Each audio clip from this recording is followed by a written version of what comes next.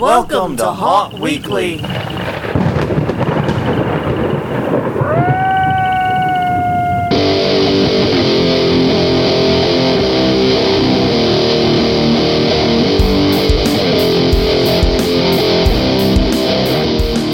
Hello, everyone. I'm Jonathan. I'm Crystal. And this is Haunt Weekly, a weekly podcast for the haunted attraction hunter entertainment community. Whether you're an actor, owner, or just plain aficionado, we aim to be a podcast for you.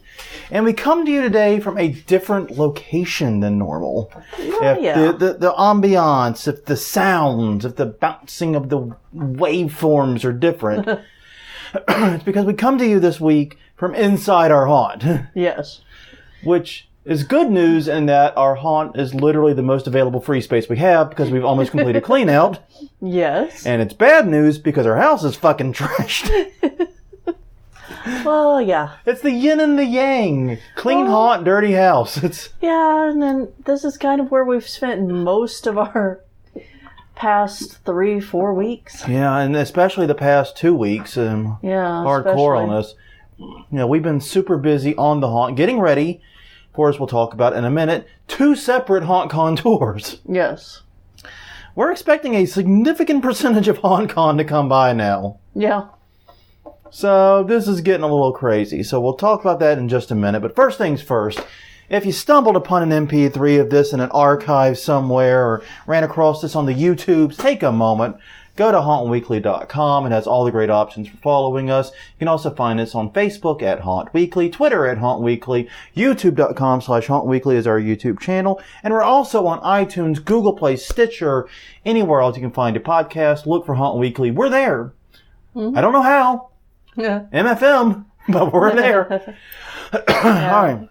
We have a lot to go over this week. This week's topic, because we kind of needed a softball this week. I'm not going to lie to you guys. No, and we've probably put 60 hours into the haunt each. Yeah. Over the past week, and that's not even an exaggeration. No, lots of. And that's on top of working full-time jobs. Yeah. It's been 12-hour days, pretty much non-stop. Exactly. So yeah, we've been absolutely swamped. So we needed a bit of a softball. We're talking about 5 haunt purchases we regret and 5 that we loved. Yeah. So hopefully maybe this will be some buying tips for you. We'll go into the details about the topic in a minute, but first things first. Conference reminders. Crystal. Actually, you want me to take this one since we have so much to go over? If you want to, it's fine. No, go ahead. Okay. January 17th through the 19th. That's this week. Oh my God! I need to set my beer. Hang on. HauntCon, Halloween and Party Expo, is going to be here, literally, at the Ernest N. Memorial Center. Where we're fucking sitting. Convention Center. Also, like we just said, features us.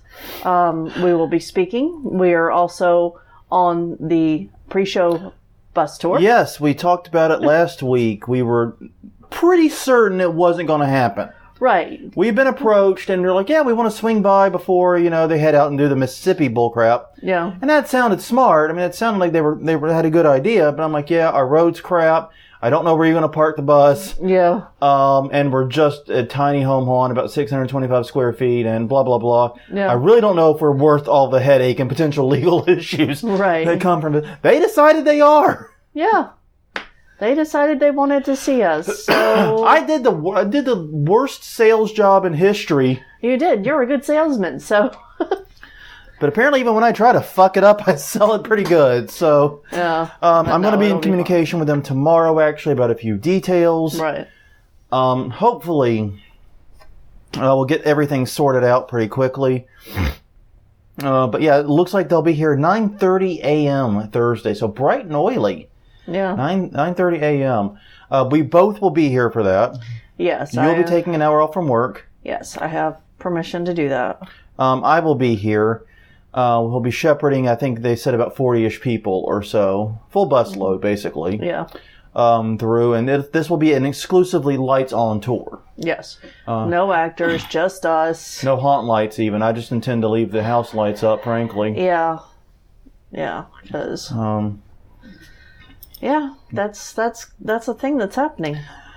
And came out of bloody nowhere. Yeah. And the thing is like I was always willing to work with HauntCon, but I never approached them and said, "Hey, you guys want to tour my haunt?" Because We're fucking nobodies, man. Right. Why the fuck would HauntCon want to tour our little, garage haunt? Yeah. That just seemed crazy, and the idea never even entered my mind. It wasn't screw HauntCon. It wasn't nothing like that. It was just I didn't think we were worthy.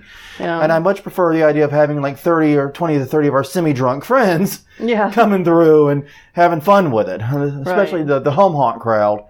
Yeah. Which that will be happening still Friday night. Yes. 7:30. Look, guys, I'm going to be honest. We're booked up on that. I'll talk more about it in a minute, but we're booked up on that. Yeah. I think we've allowed our last +1 at this point. Yeah. We can't bring more people. Literally, we are stuffed up. I am so happy that so many of you are interested in this. Yeah. I'm beyond belief on it. Now, if you have your own transportation, do mention that, please. Yeah, let us know. I'm going to be putting out a call. We have an event on our Facebook page at Haunt Weekly, once again, that covers this. If you are not marked as going, you're not going. I hate to be blunt about it, but you're not going unless you have your own transportation. Yeah. If you have your own transportation, Godspeed. Now, because we have so many people, we're canceling the idea of the crawfish boil. Yeah. It's just too big. It's too unwieldy. Yeah. And honestly, I think you guys would rather get to Crown and Anchor faster. Yeah. Yeah. We're doing you a favor. But anyways, well, not really a favor. Crawfish boil. Schlitz's crawfish boil would have been awesome. Yeah, it would have been fun, but there's just a few more people than we expected. Yeah, we did not expect it to get this big. This blew up, as they say. So now I am still planning on making a small gift. Yes. I'm working on those at lunch at work this week. I'm hoping that I'm able to get all of them done. Yes, gifts will be had. Yes. But, we cannot feed everyone at this volume, I'm afraid. Not on our budget. Yeah. It's just, y'all are too enthusiastic. It's y'all's fault. Well, that and crawfish prices, while they're dropping, are still like $5 a pound. Yeah. And, that would make it probably about $200. Or more. Or to feed everyone. Yeah, it'd be more than that. So it's too much. We can't do it. Especially after sinking so much money and getting the haunt ready. Yeah. So it was ambitious to begin with. I'm sorry, guys. I'll be posting about that in the group. We just made that decision right before we went on air. Yeah. So you're hearing about it here first. But yes, HauntCon.com for more details. Yes. Holy shit, that was a lot. Yes, HauntCon.com for more details about what's actually going on at HauntCon. Facebook.com/Haunt Weekly for details on the event on Friday night. And HauntCon.com for details about the bus tour. They are sold out on the bus tour, so if you were hoping to get in on that bus tour, you're SOL, my friends. Yeah. All right, after that, there's other conferences, I promise. Yes. February 21st to the 23rd, it's Haunt X, the Haunters DIY Expo in Pomona, California at the Fairplex. We'll be touring Asylum Haunted House, both lights on and off, and features a costume ball. HauntX.com for more details. Okay, March 19th through the 20th, it's Transworld's Halloween and Attraction Show in St. Louis, Missouri at the America Center, co-located with Transworld's Christmas Show and the Room Escape Show. Darkness and Lint Brewery Behind the Scenes Tour features a party at City Museum on Thursday, a performance by the Vampire Circus on Friday, and a werewolf ball on Saturday. HaShow.com. HAASHOW. Yes. All right. After that, May 15th through the 17th, it's the West Coast Haunters Convention in Portland, Oregon at the Doubletree Hotel Portland, touring the Fear Haunted House. Also includes a costume ball, a silent auction, and the Nightmare After West Coast Haunters Convention Film Festival. HauntersConvention.com for more info. Okay, also May 15th through the 17th, it's Ohio Halloween and Haunters Convention at the Ohio State Reformatory in Mansfield, Ohio. It features a ghost hunt, costume party, haunted house tours, and what are they? Well, you can find out whenever they're listed at ohiohhc.com. Yes, indeed. Lots of good stuff coming your way there. Then finally this week, June 5th through the 7th, it is Midwest Haunters Convention in Schaumburg, Illinois, at the Renaissance Schaumburg Convention Center Hotel. They have indeed announced the tours. I forgot to add them into the show notes. We've been a mite bit busy. I apologize. Japes mentioned them. I recognize the haunts. It's going to be an awesome tour. Oh, hang on a second. We did this last week, too. Yes, we did, and I forgot to fucking fix it, okay? It's been a long week. Okay, Oh, then their site isn't updated. Only Japes has it, apparently. Yeah. I got that is also the same as last week. Well, so if you want to find out what tours are going on, go follow Jake Palace on Facebook. Or the Lost Souls Haunted Bus Tour. Yeah, this is more Lost Souls Chicago Haunted Bus Tour. Yeah, yes. Sorry about that, guys. But for the convention, go to MidwestHauntersConvention.com. All right. So, okay. Crystal, a quick update on our haunt. We're in good shape. God, I'd like to be able to take a few days off just to make sure that... I know us, and I know how we haunt best. Yeah. And the way we do that is we do clean out like on a Monday, like we do it tomorrow, which may be practical, actually, at this pace. Yeah. Maybe possible. We do that, and then we spend a day or two just kind of roaming it. Looking at details, finding things that we can quickly tweak. Yeah. Little details we can add or correct. Nothing big. You're not moving any scares. You're not building any big. But you know what I mean? Little things you can clean up or fix. Yeah. And just kind of doing the niggles. Right. For a couple of days.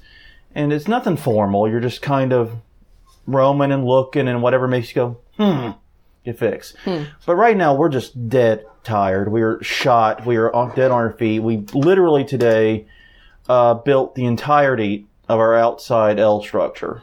Yeah. Ground up, including roof. Yeah. And it was bad because I built I actually can legit say I, in this case, built the panels yesterday. Mm-hmm. I did not expect to be able to build those 6 panels that quickly. Yeah. I only had a couple hours to do it. And I expected to get like 3. Yeah. I figured we'd finish them today. Yeah. Got all 6. And then you and I, Three Stooges Construction Company, assembled them, put them up, added the roof, then realized, oh crap, we forgot the panel for the exit.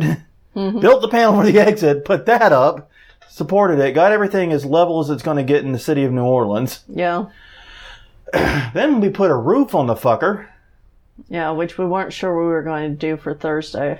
But we decided to go ahead and do it because otherwise we would be probably forced to take it down pretty quickly after HauntCon was over. Yeah. And I like the idea of being done with it. Exactly. And then we did almost all the exterior. We got to get a few other pieces for the exterior. Yeah. But it's pretty much done. It looks good. It's solid. It needs to be lit, obviously. All lighting will take place probably tomorrow or Tuesday. Yeah, and, this isn't... We've got to pick up a few more pieces, and we're not sure if we're going to be able to fit them in the car, because we haven't tried before, so that'll be an adventure. But if not, you might see some empty spots in the queue line. Not the queue line, but the outside L. Yeah, the entrance L. And such as it is at this early stage, I mean, and that's one of the problems we face right now is, well, we can get some supplies to the house with the road. Yeah. We're in no condition to be renting a Home Depot truck or getting any large vehicles. Yeah, like there are some places inside the haunt that we really need New plywood. We really need plywood. We're not going to have it because we just can't get it here. Yeah, and you'll come when you get here, you'll notice that we have like OSB panels. Yeah. Stacked and shunted to one side. Yeah. In the front of our the back of our driveway, and the reason is because we got rid of them. Yeah. They're gone, and we replaced those with plywood, but we have no means of destroying them and getting them in the trash yet. Right. And that's going to be a post-HauntCon problem. So you're going to get to see a panel graveyard, too. Yeah. Enjoy. Ooh, big secrets in haunting. Yeah. Panels getting thrown out. I'm sure it's sexy as hell. Yeah. Yeah, basically the interior of the haunt, though, is almost done. We're actually sitting in our second room. Right. I won't say what it is. Yeah. We're sitting in the second room. It's looking quite good. All the zones have been at least primed. Yeah. One needs a small build in it. We've been kind of waiting until the last minute just because we knew we could do that at any time. Yeah. We kept putting it off because it's such a small thing and it's right there at the exit that putting up the outside L and all that didn't impact it in any way. Right. So we kept putting that off, and we'll do that probably tomorrow right after work. Probably the first thing we do. Yeah. But once that's done, that's it for the builds. Detailing is done in 4 of the 5 rooms. 3. 3 of the 5 rooms. And it's not up to what it's not up to where it's going to be in October. I'm sorry. Well, I don't think anyone realistically expects it will be. Yeah. I think that'd be awfully mean to believe that. Yeah. But no, it does look pretty good. But everything is going quite well. And like I said, the exterior elements are up and in place. Yeah. Like I said, we have a little bit more work, but we're down to probably only about 5 more hours of actual work, if that. I hope so. If everything goes remotely smoothly, that's about right. Yeah. Now, here's the thing about the tour on Friday. If you have your own transportation, please let us know. Yeah, we'll be putting up a poll or something or asking directly. Because we have, I think, 4 vehicles at our disposal. Yeah, I think that's right. We have, Dave, Leslie Ann, you, Ellie. Yeah. So we have roughly 16 to 20 seats. Yeah. Because there's an SUV involved in a giant a huge truck and other shit. So we have roughly 20 seats. Yeah. If you have your own transportation, A, can you please use it? Yes. And B, can you take other people? Yeah. Because we have 30 people currently signed up. Now... Yeah, last year I think we had 15 to 20. Yeah, and everyone fit very comfortably in the cars we had. Yeah. Well, a couple were squished, but we got everybody here. So... And Ellie is looking at the possibility of renting a passenger van or something like that. Right. Just for the night. Yeah. The problem with that being it would be an overnight rental no matter what. It wouldn't be a one-day rental. Right. But we're working on that. And so that may be happening. But yeah, basically if you have your own transportation, even if you can only take 2 or 3 extra people, let us know. Please. Because if you can get 5, if your car can seat 5, that actually solves half our problem. Yeah. Think of it that way. Yeah. You solved half the problem by just having a car. Yeah. That can carry 5. Yeah. And any car can carry 5. Exactly. So, the Isuzu we had couldn't carry 5. No, you have to stack them like cordwood. It was a bench seat truck. But it could barely carry 2. It could carry 3 if you were very intimate with that third person. Yeah. So, yeah.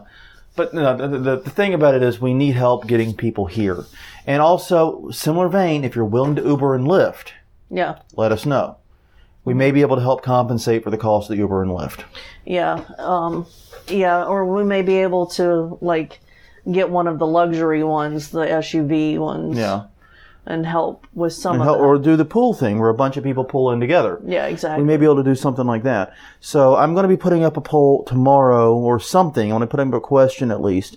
Mm-hmm. Asking for help getting people here because this has blown up way more than we intended. Yeah. Like I said, we've had to cancel the idea of the crawfish boil. It just isn't feasible. No. Financially or practically now. Because we don't have seating space for 30 fuckers. We've got wood and cinder blocks. I'm sure we could come up with some, but yeah. We have all the cinder blocks in the known goddamn universe. Build a great fucking wall of China with our cinder block. Oh my gosh. But anyway. But I'm sure we could come up with something. But yeah, so we're asking for help with the transportation side. Mm-hmm. All right, so we're basically 20 minutes into this episode. Mm-hmm. Let's get to the topic du jour, topic of the week. Okay. Du jour means of day, but anyways, the topic of the episode is 5 haunt purchases we regret, 5 we loved. Now, there's some rules on this real fast. Yeah. First is, these are things we bought for the haunt. Right. Even if they have multiple purposes or might have been bought for other reasons for other people. Yeah. And that's just it. Haunters were constantly repurposing things for uses they're not intended for. So that kind of fits. It does. It kind of makes sense that we would have to throw that rule in. Second is, the items are in no particular order. This ain't a ranking. No. This is just 5 things that when we sat down and said, what haunt purchases pissed us off and what haunt purchases made us happy? Yeah. These were the things we blurted out. Right, like exactly. a regurgitation style. And also, just because we love or hated a purchase doesn't mean it might not be right for you. Please don't take it necessarily as a never buy this recommendation. No. It just sucked for us. Yeah. Fair? We're just bad with it. And maybe we bought the wrong thing for the situation. No. And some of it was just youth. Yeah. Youth and inexperience. Yeah, exactly. Well, now I'm old and experienced and my back hurts after a day of haunt work. I prefer being young and experienced. Is there a way to get that combo? Yeah. Oh, God. Oh, man. So anyways, the regrets. 5 haunt purchases we regret. First off, Harbor Freight power tools. Mm-hmm. All right. The list of power tools we have bought from Harbor Freight is fairly lengthy. I think it's 6 or 7. Yes, because when we first started... we had no money. Exactly, and they were cheap. And we had less than no money. Exactly, we could afford them. I know for a fact we bought 3 drills, including 1 concrete drill. Yes. Or one hammer drill. We use it as the concrete drill. That's the only purpose it really has for us. Yeah. It's the concrete drill, but it's a hammer drill. Mm-hmm. So I refer to it as the concrete drill. I know for a fact we have bought skill saws. I know we bought basically a ton of crap. And the amount of it still in use in the haunt is 1. Yes. And it was given to us as a gift. And it's kind of the funniest thing. It's what got us started buying Harbor Freight stuff. Right. Because the very first Harbor Freight thing we came to own was a gift. It was from her dad. Yep. Your dad. And he bought us a it was a miter saw. Yeah. And that thing's been a fucking tank. We were just using it today. Yeah. It's outlasted 10 blades or something like that. Exactly. It's a beast. It's been a beast. It has been a mother. Now, I admit, I have no idea where the clamps that were attached to it went to. Oh, no. Those were lost a long time ago. Those were lost probably sometime in the 2000s. Yeah. I have no idea where the little baggie that goes over the sawdust chute is. No. It had one. I swear it did. Yeah, now we just get sawdust all over Now us. we just get pointed somewhere smart, basically. Yeah, just make sure it's not pointed inside the haunt. Yeah, but right now, definitely. But that's the only one that's lasted. Everything else. I remember the worst was the first hammer drill we bought from there. Yes. No, actually, we bought 2 hammer drills from them. We did. The very first hammer drill, we bought 4 drills. Jesus Christ, we never learn. Yeah. But the first one we bought, it was one of the shitty Chicago electric brands. And we took it, and we started drilling the very first hole, and it got about half of the depth it needed. Yeah. And then just died. Yep. It was a plug-in. This wasn't battery operated. No. It just fucking died. You started smelling smoke that wasn't concrete smoke. Yeah. It's like, I'm not working for you anymore. This is not my job. Fuck you. I'm out of here. Peace. And no, I'll give Harbor Freight credit. They took it back. They gave us an exchange, and we used that to buy, we got back to buy one of the higher end ones. Right. And that one managed to complete the jobs we had. Yep. But it managed to completely break a little bit later. Yeah. Right now, I think our hammer drill is a Ryobi, actually. Yes. That is. We got that at the Ryobi outlet store, I believe. And I think we got it on a Black Friday sale. I thought we got it at the Ryobi outlet store in Illinois.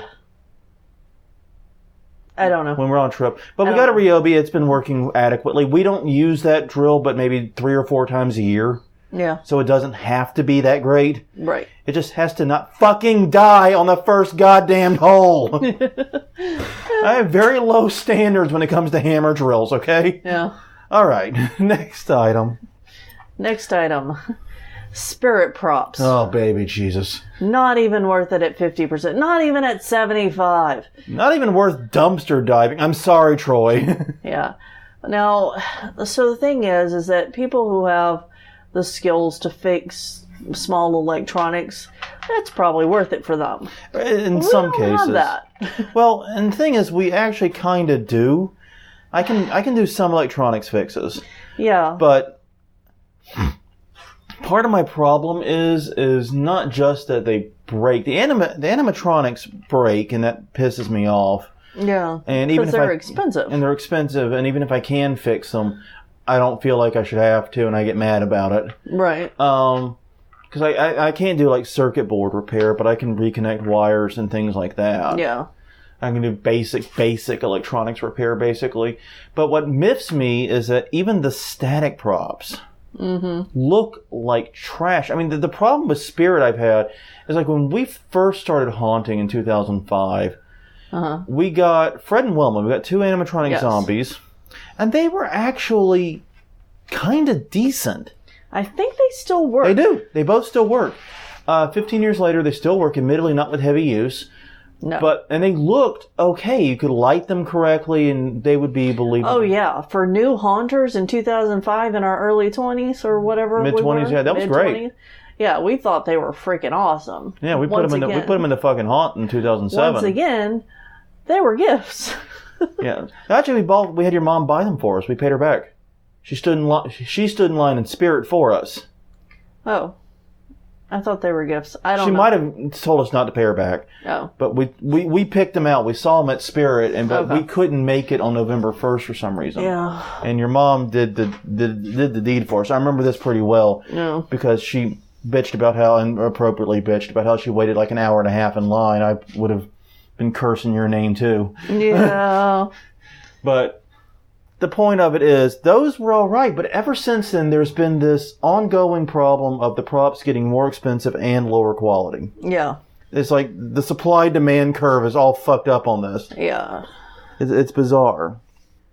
And the result of that is it's not worth it. Like, even the half-off price, the November 1st, November 2nd price, isn't worth it most of the time. No. It just flatly is not worth it. There's nothing that Spirit has sold in terms of like animatronic or static prop that I've purchased. The things I purchase from Spirit these days, if I purchase anything at all, are like costuming odds, and some of their weapons have been pretty good recently. Right. Their foam weapons have been decent.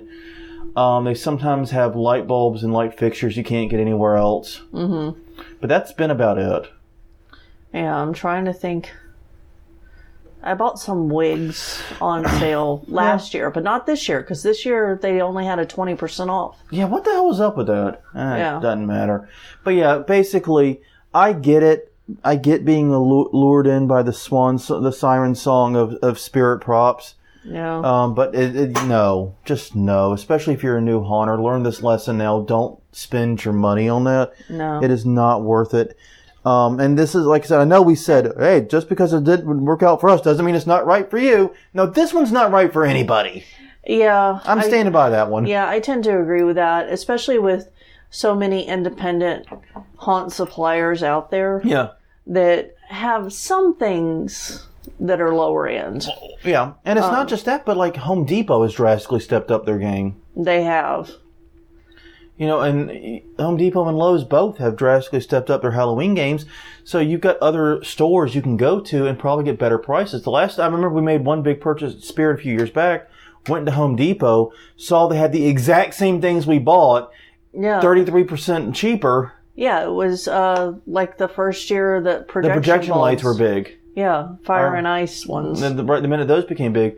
And so we wanted some of those for the yard display, and we picked up like $100 worth. Yeah. Picked up a pretty good chunk of them. Uh-huh. For us, a pretty good chunk.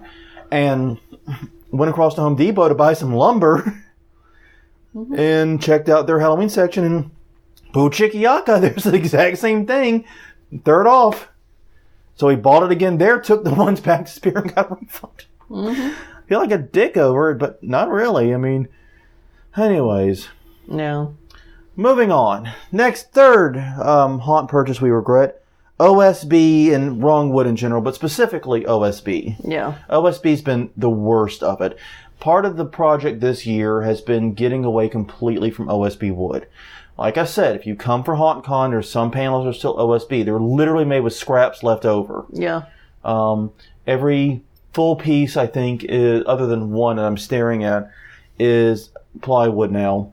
3. I think we have 3 walls that are OSB and then some scrap pieces. Yeah. Here and But there. long story short, though, they're just there because either we can't replace them because we can't get the plywood in, or there's another reason we can't change them out immediately.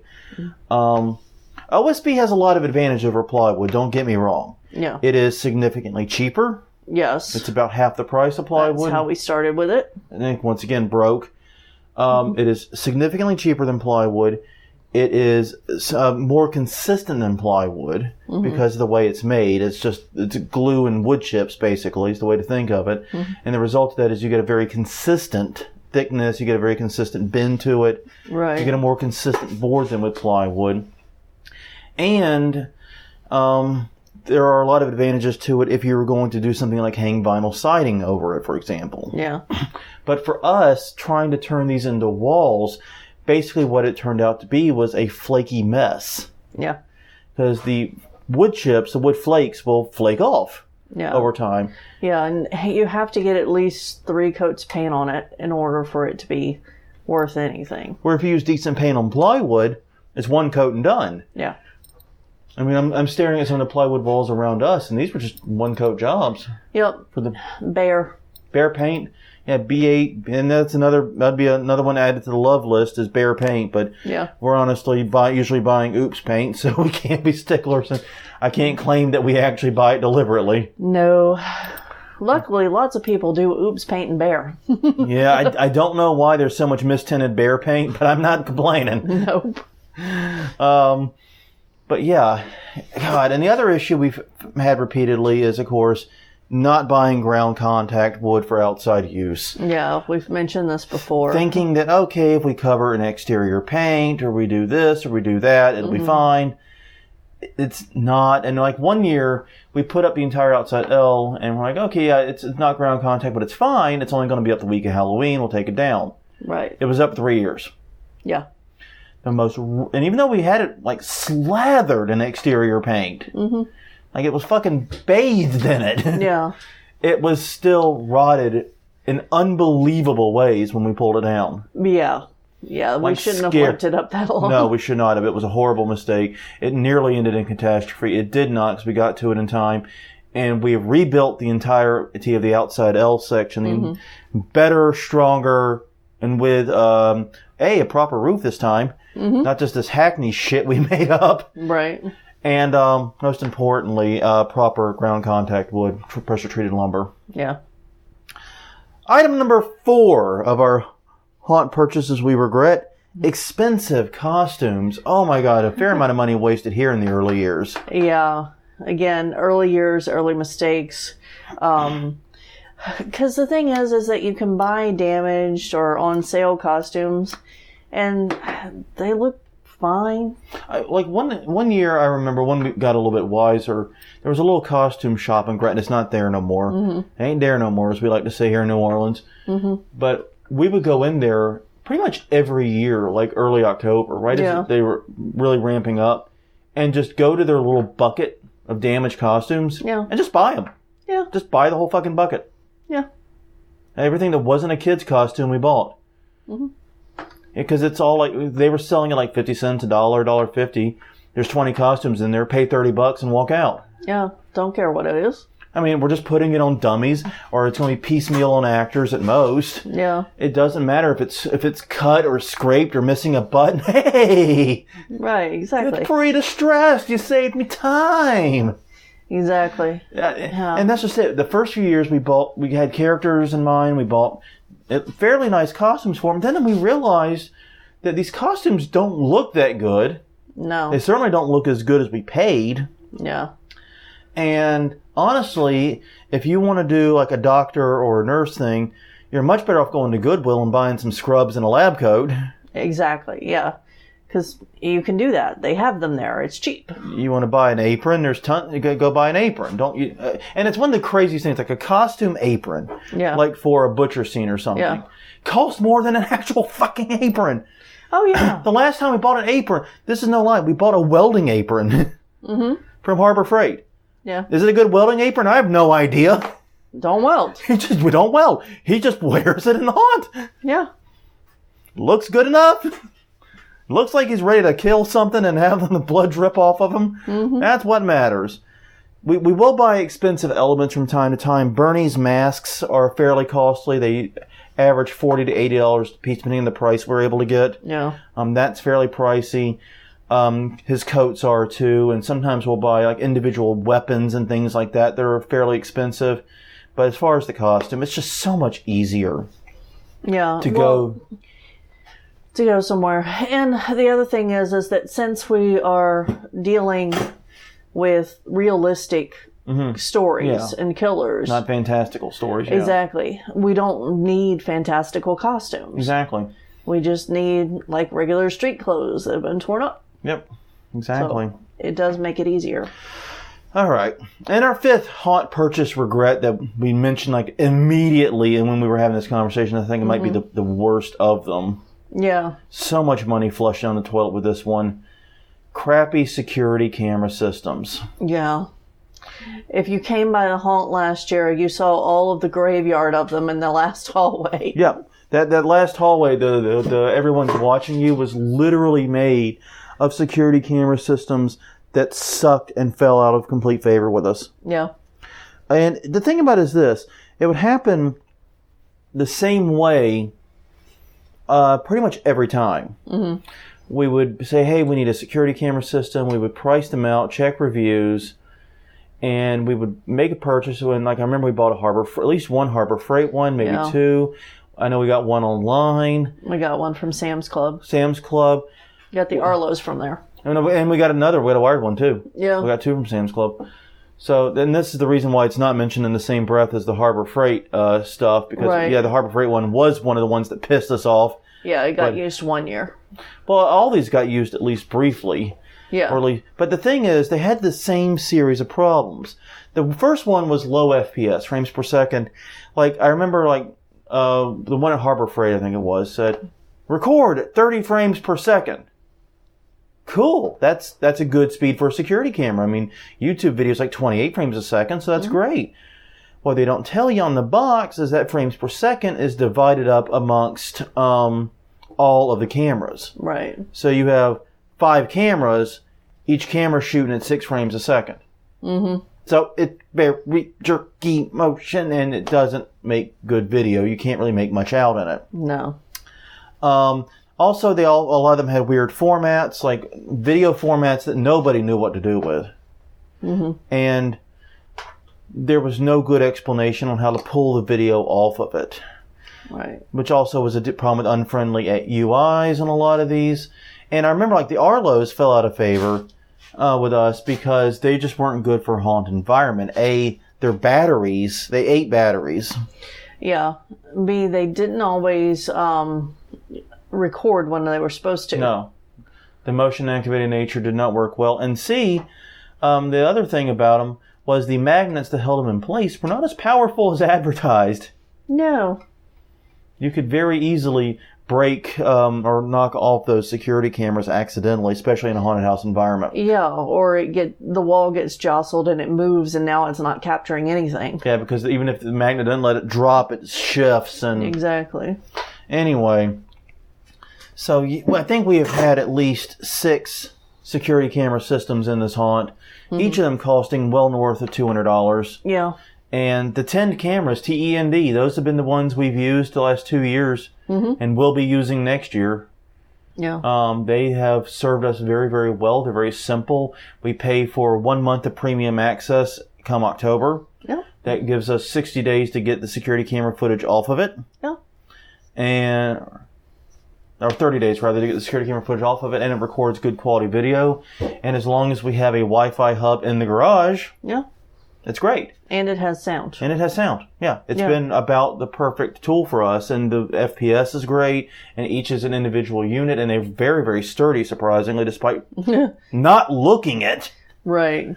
They've survived jostles far better than... Oh, yeah. They're not waterproof. No. So if you have an outdoor haunt, you don't want to do this. But, there are limitations, but... Yeah. For our purpose, they've worked out very, very well. Yeah. Okay, haunt purchases that we've loved. We've got about 15 minutes or so left in the podcast. Probably want to get through these. Mm-hmm. First one, the Harbor Freight tent. Yes. After beating up on Harbor Freight 2 out of the 5... Right. And the hate, we had to find one nice thing to say. Mm-hmm. And the Harbor Freight tent's the easy one. It is. This is the thing about Harbor Freight. You can get great deals. And the tent was the sweetest deal I think we ever got at Harbor Freight. Mm-hmm. This tent is a 25-foot long, I think it is, or is it 20 foot long? I think it's 20. It's 20 by 10 feet wide, I know, at the base. Yeah. Curved tent. It's meant as a carport. Exactly. And we got it for the whopping price of $100. I think it was like $103 and change. Yeah, it was on sale. It was on super double secret sale. And here's the thing. The tarp that goes over it If you go to the back and buy the tarp alone cost $123. Exactly.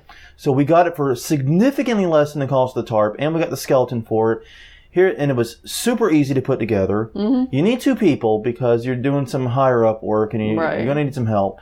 But it's super easy to do. Any moron can figure out how it goes together. Mm-hmm. And it has served, I think, 10 years in the one capacity or another. For the first 7 or 8 or so, it was the Q line. Yeah. But we, am I about right? You're looking at me like... No, I think it has been 10 years, yeah. No, you're right. But like the first 7 to 8 years, it was the Q line. Mm-hmm. And it was a little difficult to set up as a Q line because of the curved sides. But we made it work. It was really easy to decorate. Well, yes and no. You weren't able to really decorate it in a theme. Yeah, sure. You could hang stuff from it, but you couldn't decorate the walls. Sure. But it was really easy to set up and use, and we did a lot of great things with it. Yeah. And then when we built the new Q line, which is much better and much more professional, I think, we moved it to the backyard where it became the actor area, and it continues to serve there. Now, unfortunately, we had a storm recently that tore a hole in the tarp. Right.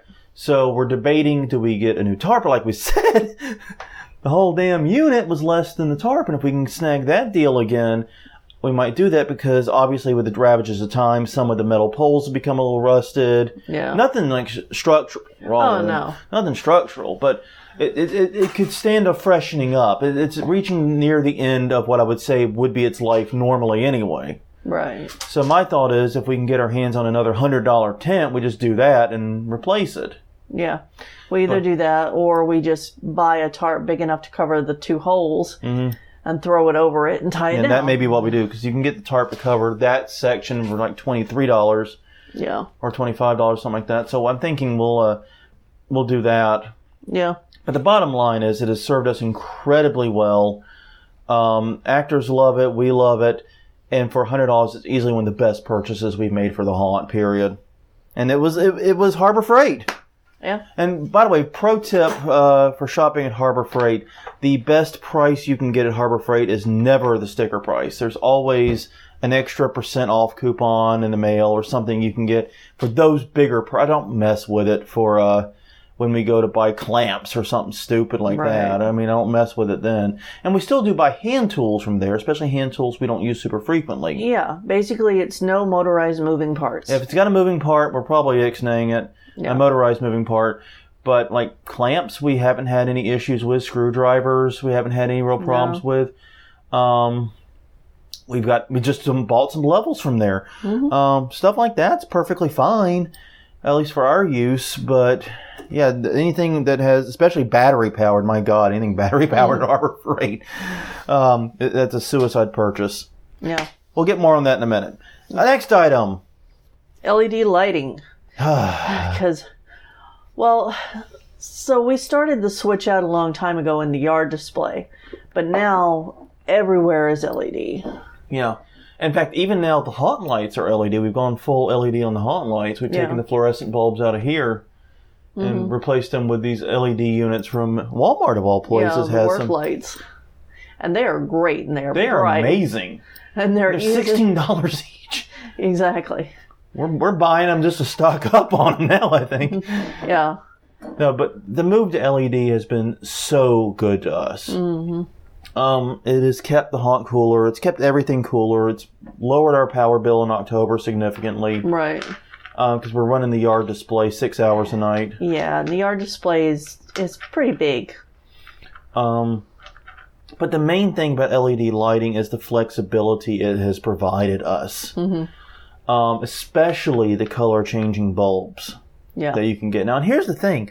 When we started doing this, because we started saying, okay, it's kind of started the same way the OSB switch-out did. Right. Which was like, look, we don't need to chuck it all.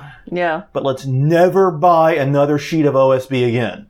Exactly. And just whatever leaves. And this was the year we're finally like, no, we need to start chucking some of this crap. It's not disappearing fast enough. Exactly. So we finally made the move. But we started the OSB switch out a few years back with that rule of we just don't buy another sheet of it. Mm-hmm. And as things break, as things get moved, we replace them with plywood. That's the way it started with LED. No, we're not going to just chuck all the LEDs and all the incandescents and all the fluorescents into the bin, but we're not going to buy anything that isn't LED. And then finally we hit a point, I think 2 years ago or so, where it was like, yeah, let's get rid of the incandescent stuff. We don't need it. No, the LEDs are brighter. They're safer. Yep. They're brighter, safer, more flexible. And I'm falling in love rapidly with the LED strips. Mm-hmm.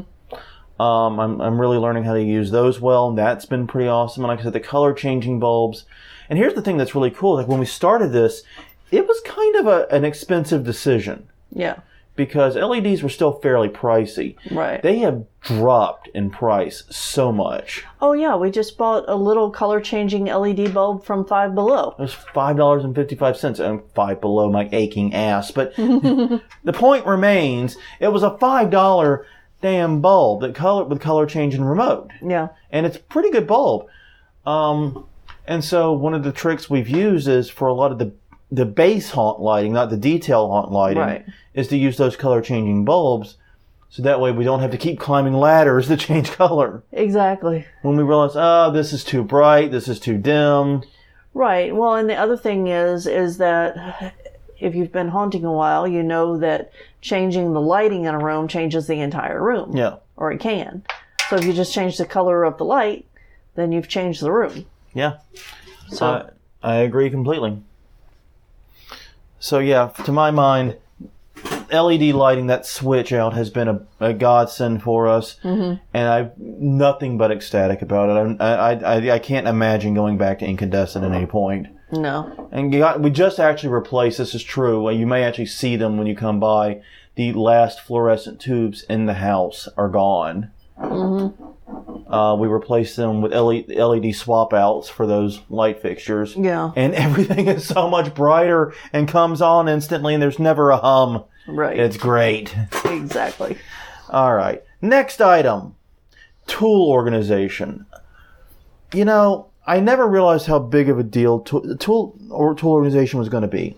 But we finally broke down this year, actually, and invested in proper infrastructure to organize the tools. Yeah, because we've attempted it before, like we've talked about, but yeah, we just completely failed at it. So now we've got everything where we can look inside of a closet, an area, and put our hands on what we need. You need a giant clamp. There's giant clamps on the fourth shelf. You need the chisel for something. The chisel's in the little toolbox on the third. You know what I mean? Yeah, everything is in a very convenient place where previously we just didn't have enough we had enough storage space, but not enough organization space. Exactly.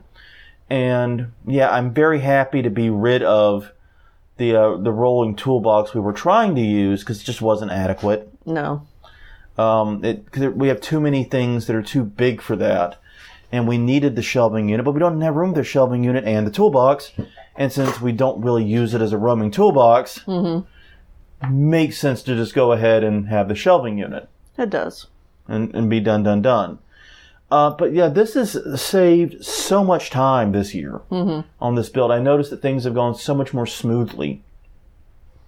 We're not making runs to Harbor Freight to buy our 5th pair of tin snips or whatever. No. Yeah. No, and we don't waste time saying, where is such and such? Yeah. And then we also realized we own every bracket in New Orleans, pretty much. Well, and like 6 tape measures, at least. If anyone needs to borrow a tape measure, we got you covered. Oh, man. But yeah, so there's been some lessons about money wasted on buying extra tools we didn't need. But now everything's where we can find it. Things have gone so much more smoothly. Yeah, it's been great. I don't know why we didn't do it sooner. Also, we have to give a minor props here for the storage shed we bought. We bought one of those relatively inexpensive metal storage sheds. Right. Put in the backyard. Mostly to store the stuff for the yard display. But without that, the HauntCon thing wouldn't be possible. Exactly. Because we would have the yard display stuff inside the haunt, and we couldn't open up the haunt, without the yard display being out. Exactly. Yeah. So, think about it that way. Yeah. Item number 4. Scream boxes. This is one of our secret weapons, guys. Yeah. Pay attention to this one. Yeah. These we bought from Simple Audio, and they're tiny speakers with motion sensors on them, so that whenever somebody walks by them, they make whatever sound you want. Yeah, you can. It's got a tiny. It's not a very big storage device inside. I think you can expand it with an SD card, but we never bothered. No. It's got a tiny little hard drive in there that can hold like a few megs of audio, and you just drop whatever you want on there. Yeah. And it's frankly perfect for us as home haunters. We don't really need to worry about a complex full system yet. Right. It's really outside the scope of what we're doing. Now, if we ever do expand and we do want to do that, Sinful Audio is the first place I'm going. Mm-hmm. Because they have proven time and time again with these things, which these were just tiny, kitschy things they were selling. Mm-hmm. Their service and support has always been great. They back their products super well. I'm very happy with them. But yeah, they no longer sell this particular product. Yeah. That said, you can still find the exact same unit on Amazon and elsewhere. If you need a link to it, let us know. But these are just great, and the batteries in them last for freaking ever. They do. They really do. They'll easily get through 2 seasons for us. Yeah. Usually. Easily. And they're surprisingly loud. Mm-hmm. They're tiny little boxes, like the size of a pack of cards. Yeah. I would say. But they're easy to hide. They're very easy to hide and very loud, all things considered. It gets way better volume, especially in a small room, that you would expect. And it's the ideal use for it for us is to have it so that when people come into a room, a specific sound that you want to start when they enter that room plays. Mm-hmm. So if you want coughing in a hospital to start, yeah, you can do that. Or if you want to time it so that a song starts playing at a specific moment, like maybe at the same time something lights up, like the phonograph lights up or whatever. Right. You can do that. It's a very, very cool system. It's very cheap. They're like $20 each. Yeah. I can't recommend them highly enough. They've been awesome for us. We're probably going to pick up a few more, honestly. Yeah, we should. We really should. And our final haunt purchase, we love our tool upgrades we've been making in the last few years. Yeah. This haunt was built on crap tools. Yeah. I'm not going to lie. No. A lot of what you see was originally built with crap tools. The Harbor Freight stuff died on the vine, but we ended up using the Craftsman C3 system for multiple years. Yeah, and that was an upgrade from what we were using before that. Yeah. I don't even remember. Which was bullcrap. But yeah, the Craftsman C3 system was not very good. One problem was there were no impact drivers in the line. Right. Yeah, there were no impact drivers. That I can recall. But they were such a big upgrade at the time, we were like, yeah, these are great. I don't see any reason to change. Yeah, but they took forever to charge. Mm-hmm. Like 4 hours. Yeah. No kidding. Exactly. Which necessitated the purchase of extra batteries and the 4-head charging station. Right. Exactly. And right now, our Makita said, Tools kit charges in about 20 minutes. Yeah, a battery can go from pretty much drained to full in about 20 minutes, 30 minutes. It's crazy. And we love the Makita impact drivers. We are never going back to drills again. No. We made that move a few years back, but we're never ever going back. Well, drills are for making holes, impact drivers are for putting screws in. That's the end of the story. Yep. Speaking of screws, though, we've also switched to Torx screws. It's been a bit of a headache. Mm-hmm. Because it was one of those changes where we just said we'll never buy a Phillips head again. But boy, we still had to pull those Phillips heads out. Yeah. A lot of bit change in there.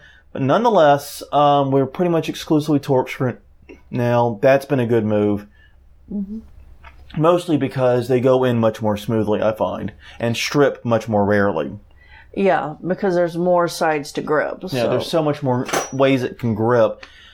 Honestly, I am in love with Torx screws, and I don't understand why people still use Phillips head as the predominant one. And the good news is the screws that we really love now are almost exclusively T25 Torx. Yeah. And so we're just going to keep buying those. They're the coated screws that are for wood-to-wood applications that are just so smooth. It's like drilling into a baby. I should find a better way to phrase that. Yes.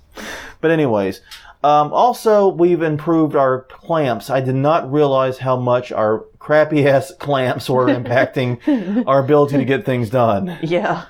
So I was like, okay, because we didn't actually have a slide clamp until super recently, actually.